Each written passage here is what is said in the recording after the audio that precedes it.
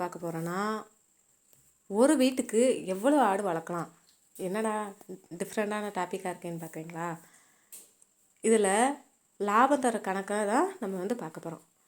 நம்மில் பலருக்கும் ஒரு கேள்வி இருக்கும். என் வீட்டில் நான் எத்தனை ஆடுகளை வளர்க்கலாம்? 10 ஆடு போதுமா? இல்லை 20 ஆடு வேணுமா? இல்லை 50 ஆடு தான் நல்லதா?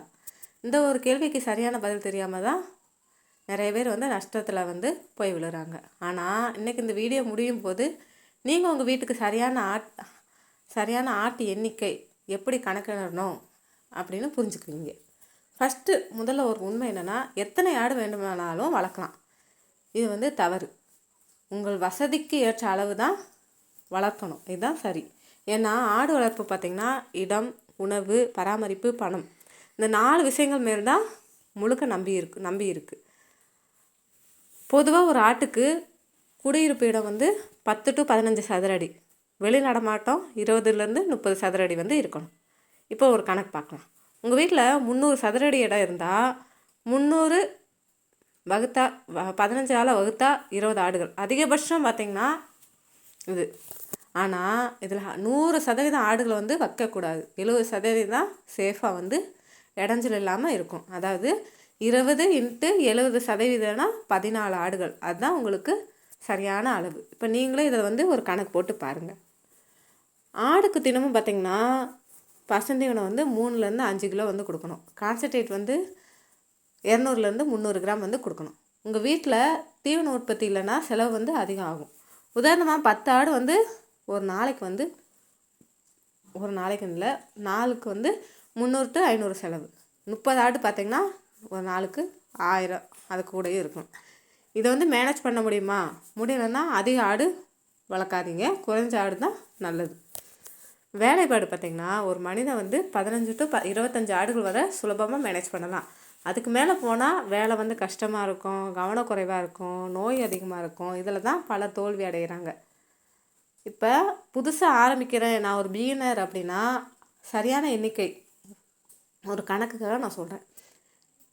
5 to 10 ஆடு தான் ஆரம்பிக்கணும். அடுத்து பார்த்திங்கன்னா 10 to 25 ஆடு. ப்ரொஃபஷனலாக இருந்தால் 30 to 100 ஆடு வரைக்கும் பண்ண முறையில் வளர்க்கலாம். நேரடியாக நீங்கள் 50 ஆடு வாங்கினா 90% பேர் இதில் நஷ்டத்தில் தான் போய் முடியும். பொதுவான தவறுகள் என்ன தெரியுமா?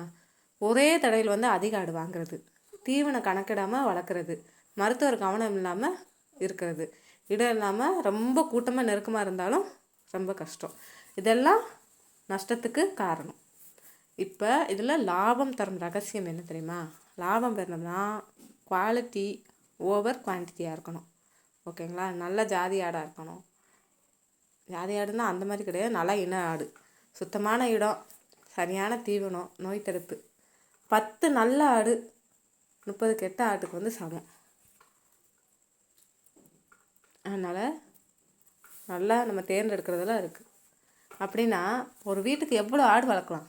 அதோட இடம் பார்த்து, உணவு பார்த்து, உங்கள் நேரமும் பார்த்துக்கணும். உங்கள் பட்ஜெட்டுக்கு கரெக்டாக இருக்கா அப்படின்னு பார்த்துட்டு தான் முடிவு செய்யணும். பொதுவாக வீட்டு அளவில் 5 to 20 ஆடு வளர்க்கலாம். சிறிய பண்ணைனா 20 to 50 ஆடு கூட வளர்க்கலாம். நீங்களே ஒரு கணக்கு, நான் சொன்னதுலேருந்து ஒரு கணக்கு போட்டு பாருங்களேன். அப்படின்னா தான் உங்களுக்கு அது ஈஸியாக இருக்கும். அதனால் ஒரு வீட்டுக்கு பொதுவாக ஒரு 10 ஆடு 14 ஆடு 15 ஆடுக்குள்ளே இருந்தால் இவ்வளோ சதுரடியில் கண்டிப்பாக ஆடு வளர்க்கலாம். அதே மாதிரி பிகினர் எப்பயுமே ஒரு ஆடு வாங்குகிறோன்னா முதல்ல அதுக்கு என்ன செய்யணும்? அதுக்கு முன்னாடியே ஒரு 2 மாதத்துக்கு முன்னாடினாலும் அதுக்கு தேவையான தீவனங்கள் பயிரிட்டு, அந்த அகத்திக்குலை, அந்த சில இது நம்ம வீட்டிலே போடக்கூடிய தீவனங்கள்லாம் இருக்குல்ல, அதெல்லாம் வாங்கி நம்ம போட்டு 2 மாதத்துக்கு வளர்த்து வச்சுக்கணும். நீங்கள் ஒரு 10 ஆடு வாங்க போகிறேன் அப்படின்னா. ஏன்னா அதுக்கு தீவனம் நம்ம வெளியிலேயே வாங்கி போட்டால் அதுக்கு நம்ம செலவு தான் அதிகமாகும். செலவை கட்டுப்படுத்தணும்னா தீவனம் நம்மளே தயாரித்து தான் ஆகணும். அதனால் கண்டிப்பாக செலவை குறைக்கணும் அப்படின்னு நினச்சினா தீவனம் நம்ம தான் இது பண்ணணும். அதே மாதிரி தீவன மேலாண்மை ஃபுல்லாக நீங்கள் தெரிஞ்சிருக்கணும். என்னென்ன கொடுக்கணும், எந்த நேரத்துக்கு எப்படி அப்படின்னு சொல்லிட்டு தெரிஞ்சிருக்கணும். அதே மாதிரி 2வது என்னென்னா நோய் தடுப்பு முறை. நோய் தடுப்பு முறை கண்டிப்பாக தெரிஞ்சே ஆகணும். கண்டிப்பாக பிபிஆர் எந்தெந்த நேரத்தில் எந்தெந்த தடுப்பூசி போடணும் அப்படிங்கிறது அட்டவணை போட்டு வச்சுக்கோங்க. குடற்புழு நீக்கம் 3 மாதத்துக்கு ஒரு தடவை கண்டிப்பாக பண்ணியே ஆகணும். இதெல்லாம் நீங்கள் சரியாக செஞ்சிட்டிங்கன்னா நீங்கள் உங்களை அடிச்சுக்க ஆளே கிடையாது. நீங்கள் தான் ஆடு வளர்க்கல ராஜான்னு கூட சொல்லலாம். தீவன மேலாண்மை, நோய் மேலாண்மை, அதுக்கப்புறம் இந்த கொட்டகை அமைப்பு, நல்லா காற்றோட்டம் உள்ள கொட்டகை. ஒவ்வொரு வீடியோவில் சொல்கிறது அதுதான். நல்லா காற்றோட்டம் உள்ள கொட்டகை, தண்ணீர் தேங்காத இடம், ஈரமான இடம் இருக்கக்கூடாது, நல்ல ஒரு ட்ரை பிளேஸாக தான் இருக்கணும். இதெல்லாம் நீங்கள் வந்து அவசியம் நீங்கள் தெரிஞ்சுக்கிட்டு தான் இருக்கணும். ஓகேங்களா? அதனால் இதெல்லாம் கண்டிப்பாக ஃபாலோ பண்ணுங்கள். அப்படின்னா தான் ஆடு வளர்ப்பு தொழிலில் முன்னேற முடியும், இது பண்ண முடியும். நல்ல குவாலிட்டி ஆடாக இருக்கணும், நல்ல இன ஆடாக இருக்கணும், சுத்தமான இடம், சரியான தீவனம், நோய் தடுப்பு, இது எல்லாமே கண்டிப்பாக இருக்கணும். 10 ஆடு வளர்த்தாலும் நம்ம நல்லா வளர்த்தா நம்மளுக்கு அதுதான் லாபம். ஒரு 10 ஆட்டில் ஒரு 8 ஆடு வந்து நம்மளுக்கு வந்து ஒரு பொம்மரி ஆடு, அதாவது பெண் ஆடு அப்படின்னா 2 ஆடு வந்து கிடாய் வந்து வச்சுக்கணும். ஒரு ஆடு வந்து ஒரு வருஷத்துக்கு எப்படியும் 4 குட்டி போடும் குறைஞ்சது. அதிகபட்சமாக ஒரு ஆடு வந்து ஒரு தடவை வந்து 2லேருந்து 4 வரைக்கும் கூட போடுறதுக்கு வாய்ப்பு இருக்குது. அதனால் கண்டிப்பாக இந்த முறையை வந்து பின்பற்றுங்க. வாழ்க்கையில் முன்னேறணும் அப்படின்னு நீங்கள் நினச்சிங்கன்னா கொஞ்சம் கொஞ்சமாக வாங்கி எதையுமே வந்து கொஞ்சமாக தான் தொடங்கணும். நானும் வளர்க்க போகிறேன், நானும் பெரிய பண்ண வைக்க போகிறேன் அப்படி சொல்லிட்டு இது பண்ணாதீங்க. அதனால் எல்லாருமே வந்து ஃபஸ்ட்டு தொடங்கும்போது சிறிய அளவில் ஆரம்பித்து பெரிய அளவில் தான் வளரணும். அதனால தான் சொல்கிறேன், கண்டிப்பாக வந்து இதை வந்து ஃபாலோ பண்ணுங்கள். உங்களுக்கு எதாவது ஆடு சம்மந்தமாக டவுட் இருந்தாலும், ஏதாவது வீடியோ இன்னும் போடணும் அப்படி சொல்லிட்டு நீங்கள் நினச்சிருந்தாலும் கண்டிப்பாக வீடியோக்கு கீழே கமெண்ட் செக்ஷனில் கமெண்ட் பண்ணுங்கள். ஃபேஸ்புக்கில் பார்க்குறவங்க ஆடு வாங்கணும் அப்படின்னு சொல்லிட்டு நீங்கள் நினச்சிருந்தீங்கன்னா மெசேஜ் பண்ணி கேளுங்க, எனக்கு ஆடு வேணும் அப்படி சொல்லிட்டு. நீங்கள் அந்த நம்பருக்கு கால் பண்ணி கேட்கும்போது சொல்லுவாங்க, இல்லாட்டினா கொஞ்சம் நேரம் கழித்து ரெஸ்பான்ஸ் பண்ணுவாங்க. ஏன்னா அவங்களுக்கும் நிறைய வேலைகள் இருக்கனால இப்போ அட்டன் பண்ண முடியல.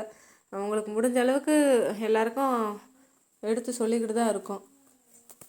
அதனால் நீங்கள் வந்து என்னடா ரெஸ்பான்ஸ் பண்ண மாட்டுறாங்க அப்படி சொல்லிட்டு நினைக்காதீங்க. கண்டிப்பாக வந்து காலுக்கு ரெஸ்பான்ஸ் பண்ணுவாங்க.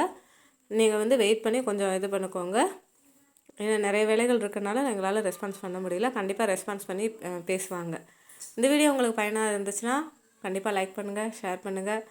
இன்னும் எப்படி ஆடு வளர்க்குறது அப்படின்ற ரகசியம் வந்து தெரிஞ்சுட்டு என் சேனலை சப்ஸ்கிரைப் பண்ணி வச்சுக்கோங்க.